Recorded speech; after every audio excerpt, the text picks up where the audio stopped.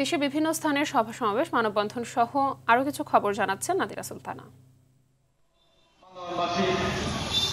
পর্দা করায় বান্দরবান জেলা প্রাথমিক শিক্ষা অফিসার দ্বারা অন্তঃসত্ত্বা এক নারী শিক্ষককে হেনস্থা ও মানসিক নির্যাতনের প্রতিবাদে মানববন্ধন করেছেন সচেতন নাগরিকরা। নরোত্তমপুর ইউনিয়ন উচ্চ বিদ্যালয়ের প্রধান শিক্ষকের নিয়োগ বাণিজ্য ও দুর্নীতির প্রতিবাদে নোয়াখালীর বেগমগঞ্জে সংবাদ সম্মেলন, বিক্ষোভ মিছিল করেছেন শিক্ষার্থী, অভিভাবকরা। আমরা চাই এই দুর্নীতিবাজ শিক্ষকের সর্বোচ্চ শাস্তি। যশোরে মিনিবাস মালিক সমিতির সম্পাদককে অপসারণের দাবিতে বিক্ষোভ করেছে বৈষম্য বিরোধী ছাত্র আন্দোলন। আমাদের যে শহীদ ভাইদের রক্তের কখনো করতে দেব না। সাবেক প্রধান বিচারপতি খায়রুল হককে গ্রেফতার ও বিচারের দাবিতে চাঁপাইনবাবগঞ্জে বিক্ষোভ সমাবেশ করেছে জাতীয়তাবাদী আইনজীবী ফোরাম। একই দাবিতে নড়াইলে বিক্ষোভ মিছিল, মানববন্ধন করা হয়েছে। সরকারের শেখ হাসিনা সরকারের এজেন্ডা বাস্তবায়ন করেছেন। বিচার বিভাগে দলীয়করণ ও দুর্নীতির অভিযোগে নেত্রকোনায় বিএনপি সমর্থিত আইনজীবীরা বিক্ষোভ সমাবেশ করেছেন। বেশ কয়েকটি দাবিতে নাটোরের নর্থ বেঙ্গল সুগার মিলের শ্রমিক কর্মচারীরা প্রধান ফটকে সভা করেছে।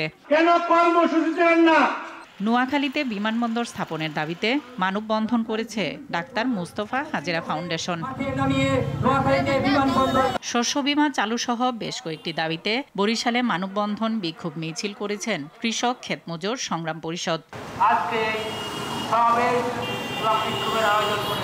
রাঙ্গামাটি শহরের কাঁঠালতলী সরকারি প্রাথমিক বিদ্যালয়ের আঙিনায় পানির ট্যাঙ্ক নির্মাণের উদ্যোগ বাতিলের দাবিতে মানববন্ধন করেছেন বিদ্যালয়ের শিক্ষার্থী, অভিভাবকরা। রাজবাড়ীর দৌলতদিয়া ঘাটে ইজারাদারদের স্বেচ্ছাচারিতা ও নির্যাতন বন্ধ করতে মানববন্ধন, বিক্ষোভ মিছিল করা হয়েছে।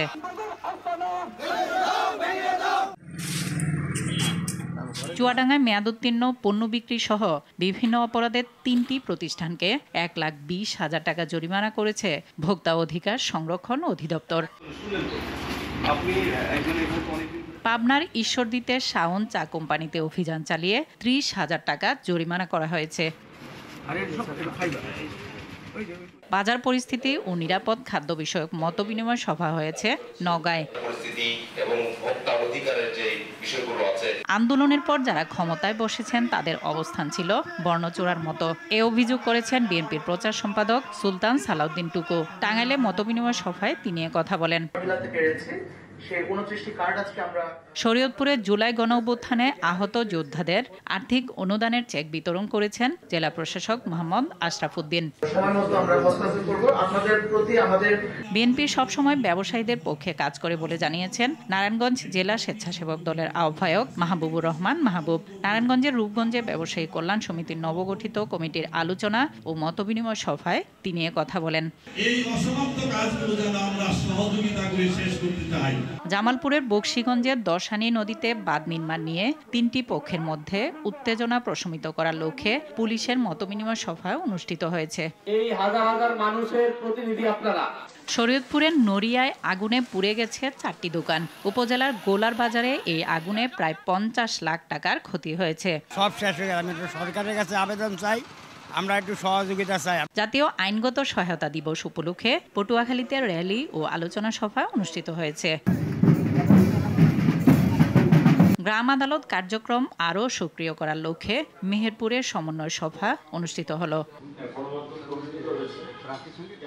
নাদিরা সুলতানা, RTV।